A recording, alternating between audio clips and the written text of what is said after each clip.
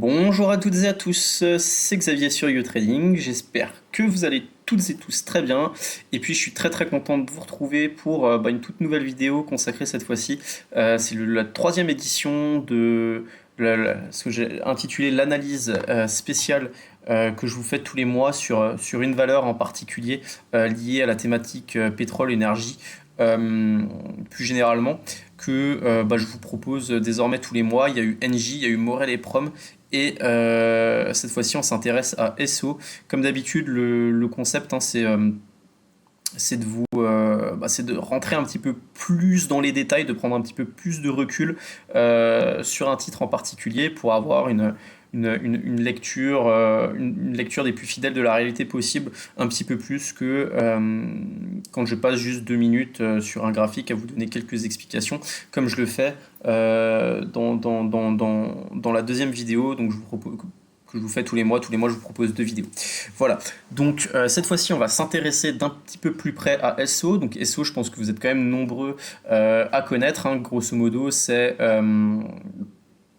le deuxième plus gros, c'est le deuxième plus gros raffineur en France après Total Energy.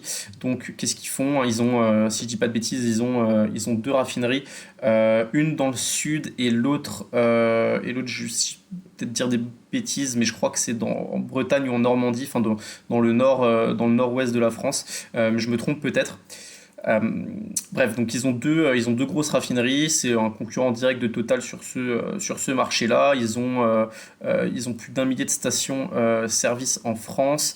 Voilà, et puis c'est une société qui qui vient de réaliser une très belle année. J'ai plus les chiffres exacts en tête, mais qui se paye avec un PER actuellement très faible. Donc PER, qu'est-ce que c'est?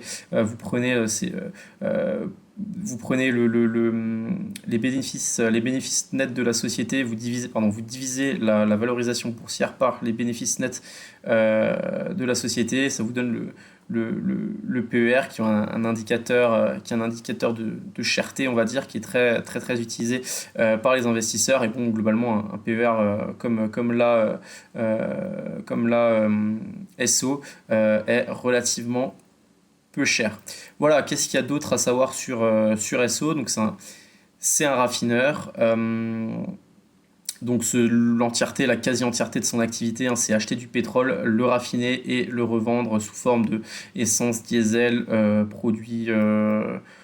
produits dérivés à base de pétrole. J'imagine qu'ils rentrent dans la dans la fabrication du plastique ou d'autres produits chimiques, engrais, etc. Que sais-je. Bref. Donc c'est une valeur qui a bien cartonné en fait, à cause du conflit en Ukraine qui s'est déclenché l'année dernière. Pourquoi? Tout simplement parce que l'offre en matière de pétrole c'est un petit peu raréfié, donc les prix ont explosé et les marges de raffinage avec, parce que dans le même temps, la demande en essence, etc., était toujours la même, voire progressait. Donc il y avait un petit peu ce goulot d'étranglement qui fait que même si à un moment les prix du pétrole ont baissé, il y avait un goulot d'étranglement au niveau du raffinage, ce qui faisait qu'en fait, en partie, comme les marges de raffinage restaient élevées, malgré un prix du pétrole qui baissait un petit peu, le prix de l'essence en fin de chaîne restait le même, voire augmentait légèrement.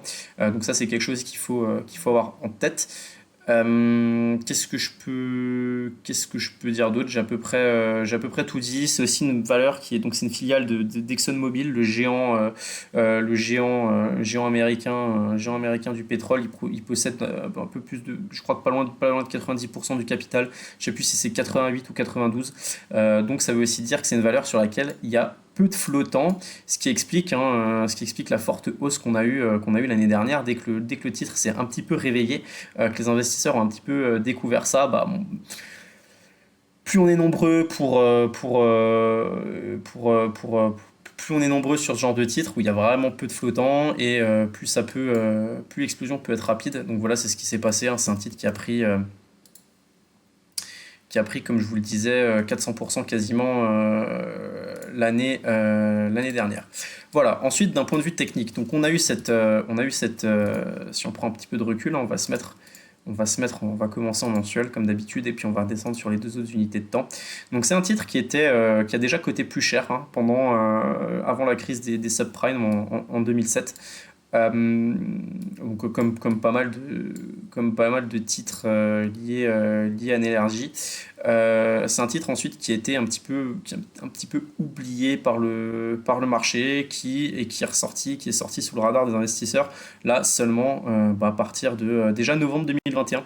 On sentait qu'il se passait quelque chose, hein, vous voyez, hein, c'était assez limpide. On a eu cette grosse phase baissière et puis d'un coup en unité de temps mensuelle on a eu ce passage au-dessus des deux moyennes mobiles, la moyenne 7 périodes, la moyenne 20 périodes, et puis derrière qui a permis un croisement de ces moyennes mobiles et le mouvement haussier tel qu'on le voit là, tel qu'on l'a senti aussi l'année dernière avec voilà, hein, toutes les valeurs liées à la thématique énergie ont fortement progressé. SO fait partie de celles qui en ont le plus profité au niveau du cours.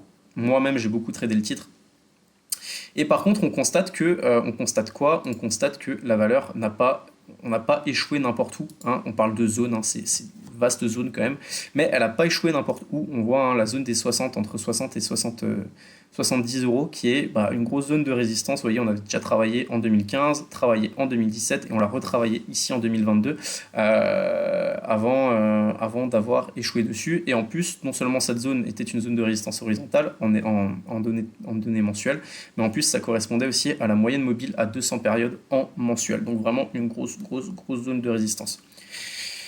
Depuis, et un petit peu dans la continuité de tout le secteur de l'énergie, l'actualité s'est entre guillemets un petit peu calmée, les marchés sont un petit peu calmés, beaucoup de valeurs sont entrées dans des phases de correction, des phases de consolidation de moyen long terme, et SO n'y a pas échappé et on a vraiment consolidé fortement par rapport, actuellement, on est 30%, toujours 30%, 32% plus bas que les plus hauts de mai 2022, donc les plus hauts d'il y a un petit peu plus d'un an.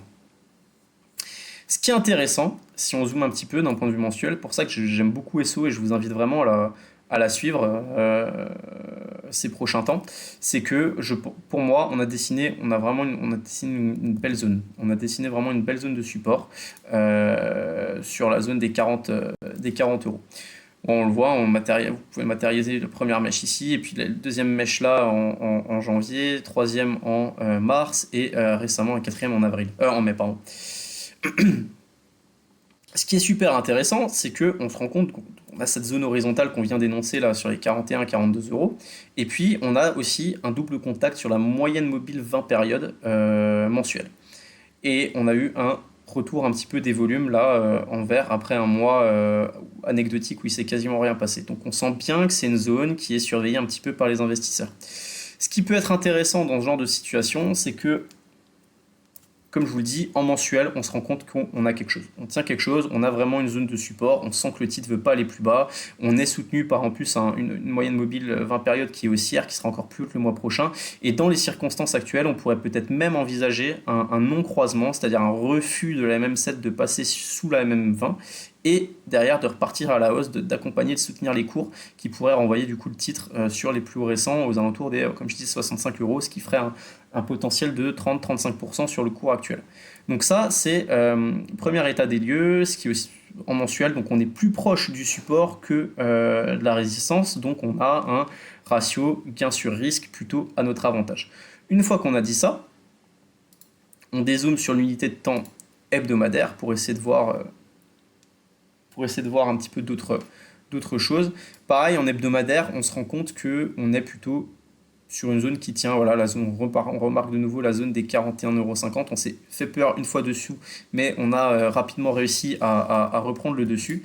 Et en hebdomadaire, déjà, on peut commencer à chercher un potentiel, comment je peux dire, tracer ici une résistance oblique baissière, plutôt assez facile à placer, elle est assez claire.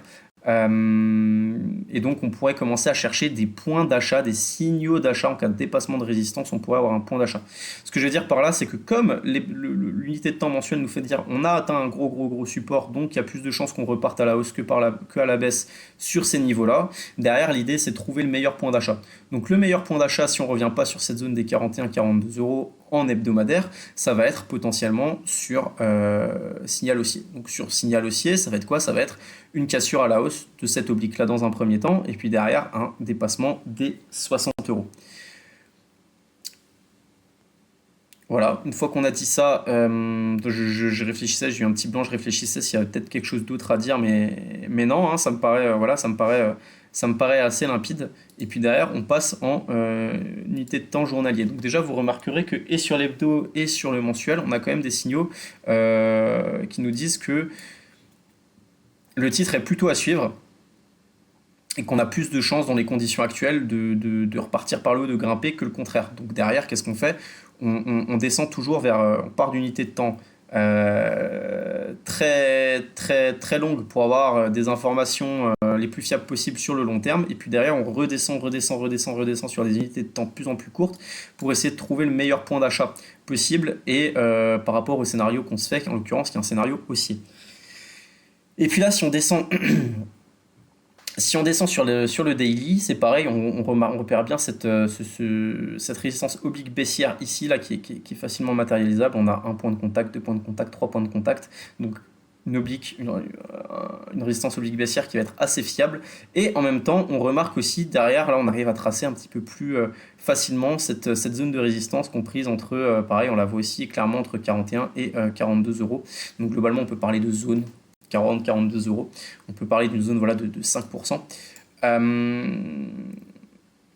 Après de multiples contacts sur cette zone, le titre a bien rebondi. Ce qui est très intéressant aussi dans les conditions actuelles, c'est qu'on a réussi à repasser la même 200. La même 200 qui était haussière, puis plate, puis tranquillement en train de baisser un petit peu et qui, dans les conditions actuelles, si on continue encore sur cette lancée, va de nouveau se stabiliser. Et puis l'idée derrière, ce sera de partir par le haut et que cette moyenne mobile 200 périodes reparte par le haut et serve de support dynamique au cours le jour où on revient la tester. Un petit peu comme ça a été le cas ici. Hein. On s'est fait peur un petit peu en dessous, on a testé, mais vous voyez qu'on a bien réussi à rebondir dessus. L'idée c'est pareil, c'est d'avoir la pente la plus raide possible pour qu'elle puisse servir un support le plus fort possible. Voilà, une fois qu'on a dit ça, bon là moi ça me paraît très clair hein, à ce stade, hein, si on a un petit peu, bon il y avait potentiellement, là on voit, hein, il y avait une petite zone qu'on pouvait tracer ici, 45 euros, sur le dépassement des 45 euros, il y avait peut-être un petit quelque chose à jouer pour gratter 10%. Il me semble que je vous en avais peut-être parlé le mois dernier dans la vidéo d'analyse technique, où je parle de plusieurs valeurs, j'avais peut-être donné ce scénario-là. Si on a loupé ça, maintenant il n'y a que deux possibilités. La première, c'est attendre un retour sur cette zone des 42 euros pour payer avec un ratio gain-risque super avantageux parce que on sait que si on commence à partir sous les 40 euros, pardon, il va falloir faire attention. Par contre, on aura aussi un bon signal d'achat au-dessus de cette, en cas de dépassement ici, si on prolonge un petit peu, au-dessus de cette oblique, potentiellement la zone des 52 euros, 53 euros. Ensuite, pour ce qui est des objectifs, comme je vous disais, on peut viser dans un premier temps les 60 euros, puis dans un second temps la zone des 65 euros. Et par contre, encore une fois, si cette fois-ci, hein, comme en mensuel, on l'a déjà pas mal testé, l'année dernière, si on venait à dépasser par contre d'un très long terme cette zone des 65 euros à la hausse de manière forte et qu'on arrive à la tenir sur plusieurs semaines, hein, on parle vraiment pas d'un jour, derrière on pourra potentiellement accélérer et venir chercher plus haut les 100 euros, peut-être même, hein, je sais pas, un retour sur les plus hauts historiques si l'activité d'SO continue à toujours bien se porter. Et je termine par donner un dernier message super intéressant. Pas un message, un dernier indicateur super intéressant, c'est aussi qu'on constate hein, que par rapport aux dernières années, les volumes ont été vraiment énormes ces derniers mois. Donc ce qui démontre bien que le marché s'intéresse à ce titre en particulier. Et qui donc forcément il est à surveiller et il sera encore plus à surveiller en cas de dépassement de résistance. Voilà, ce sera tout pour cette vidéo. C'est très difficile d'être aussi pédagogue et de donner autant d'informations dans une vidéo si courte. Donc des fois je perds un petit peu mes mots. J'espère que que je suis compréhensible et que vous m'avez tous compris. J'espère qu'il n'y a pas eu trop de lapsus. Je vous souhaite de passer une excellente semaine et je vous retrouve dès le mois prochain sur YouTrading. Ciao ciao, c'était Xavier sur YouTrading.